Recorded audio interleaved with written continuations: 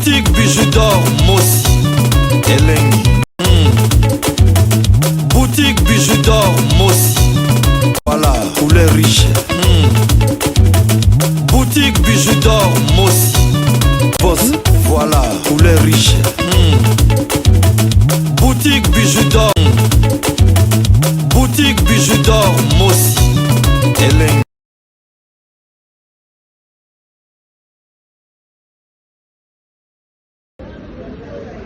Non, je croyais que c'était une blague, mais c'est vrai. Là, je suis en train de filmer pour vous montrer, pour rentrer dans un magasin, il faut montrer les passes sanitaires pour aller faire des courses, mais c'est grave. Regardez-moi ça. Pour rentrer au centre commercial, il faut montrer les passes sanitaires. Oh, c'est la fin du monde. Oh, yo kakayango. Souka makam. Donc, pour côté magasin, il faut là que ça passe sanitaire. Ah, tout ça, un géant à Argenteuil. Donc, voilà un peu au cas, moi, où va le monde. Bon, il y a un gars qui a la militaire. Moi, je passais dans le Canada. Donc là, je vois les gens sont en train de faire la queue pour rentrer dans le centre commercial. Ah, tout ça, à Paris, dans banlieue, dans 95, dans Argenteuil. Mais c'est fou, ça. Mais oui.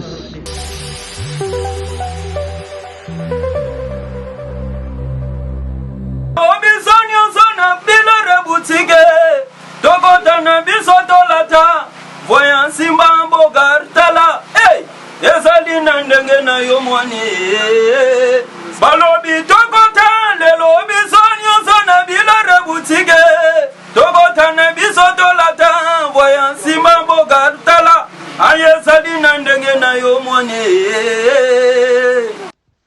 Eye na kati ya matonge, maison de passage na biso. Maison de passage na biso ya goyo, maison de passage na biso ezana ba climatiseur, ezali climatisé.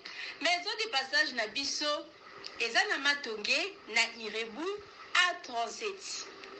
Maison de passage na biso tozana ba appartement où ezali ya 2 chambres, salon, cuisine. Tous les 2 chambres wana ezana ba toilette na kati. Maison de passage na biso tozali na appartement oyo ezali kaka salon, salle de bain, chambre na cuisine. Tozali lisusu na appartement na biso oyo ezali appartement ya pamba lokola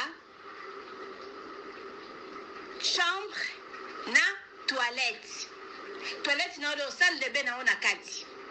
Chambre oyo ezali ya pamba oyo ezaka na salle de bain okoyamba bapaya na yo na kati. Chambre oyo ezali chambre, salon, cuisine. Salon ezali ya munene comme okoyamba bapaya na yo na kati, comme okoki koyamba bapaya na yo libanda. Mai na biso ebimaka kitoko. Courant na biso toza na balune ebele. Toza na groupe na biso soki courant ekei totie essence na kati ya groupe. Ndako na biso ezali sécurité, ezala sécurité ya makasi. Maison de passage na biso na matonge toza kobengisa bino. Mwana nyonso tu ya poto. Benga numéro oyo ozomona. Réserver place na yo pona ozwa place na yo ya kolala. Na kati ya maison de passage na biso tozali na boutique. Boutique oyo bazoteka ba du verre, bazoteka nyonso tu na kati ya boutique wana. Tozali lisusu na nini voiture autotie na disposition na bino batu bozoya na kati ya maison de passage na biso auto bengi yango Bidor. Contactez Bijoux d'Or TV. Contactez numéro oyo moni, réservez place na yo. Ozwa place na yo avant parce que ba place na biso mingi eza kozala toujours occupé. Benga avant zwa place na yo. Okozala jamais déçu. Merci.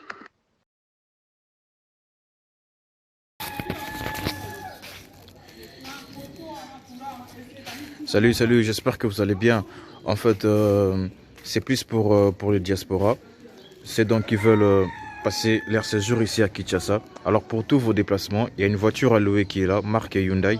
La voiture elle est confortable. donc climatisé et tout. Donc la voiture répond vraiment aux normes. Alors pour tout contact, veuillez contacter Bidor TV au numéro qui suit, plus 49 17 85 52 23 11. Donc je réponds pour une meilleure compréhension. Plus 49 17 85 52 23 11. Donc la voiture elle est là, marque Hyundai. Donc voilà. Donc ici nous sommes à Kinshasa. Donc pour tous les diasporas, pendant tous vos séjours à Kinshasa, voilà la voiture elle est là pour vos déplacements et tout. Donc partout où vous voulez y aller, la voiture elle est là. Donc vraiment, veuillez contacter Bidor TV et vous ne serez pas déçus. Merci et bye.